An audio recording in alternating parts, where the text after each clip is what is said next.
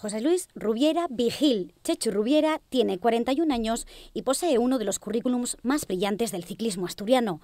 Hace 4 años que dejó de competir. Desde entonces trabaja en el departamento de ingeniería de la empresa fabricante de bicicletas MMR, propiedad del también asturiano Daniel Alonso. Chechu ha sido considerado siempre un gregario de oro, un escalador nato capaz de llevar en volandas a los mejores ciclistas del mundo hacia las cumbres más elevadas. El último equipo en el que militó antes de bajarse de la bici fue el Radio Astana de Kazajistán. Antes formó parte de 2 equipos históricos, el Discovery Channel y el US Postal, ambos americanos y liderados por Lance Armstrong, con el que este consiguió sus mayores triunfos.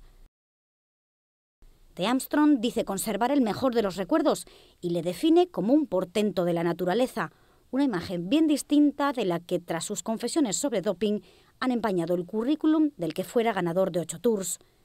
Chechu Rubiera fue 6º en la Vuelta Ciclista a España de 1999, 8º en el Giro de Italia de ese mismo año y 10º en el Giro 2 años antes.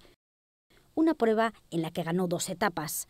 El Kelme fue el primer equipo español con el que corrió las grandes vueltas, aunque fue el Artiach el que le dio la oportunidad de debutar como ciclista profesional en 1995. Entre carrera y carrera, tardó 8 años en terminar sus estudios de ingeniero técnico industrial en la Escuela de Gijón.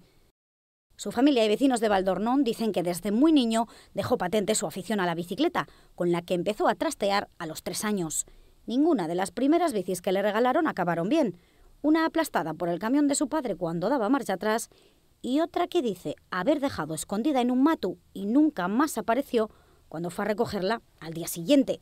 Aquí, en Valdornón, nació y sigue viviendo junto a su mujer, sus 2 hijos y sus padres, José Luis y María Dolores, que regentan un bar de los de toda la vida, hoy conocido en Asturias como el bar de los padres de Chechu, el ciclista que rozó la gloria junto a Armstrong.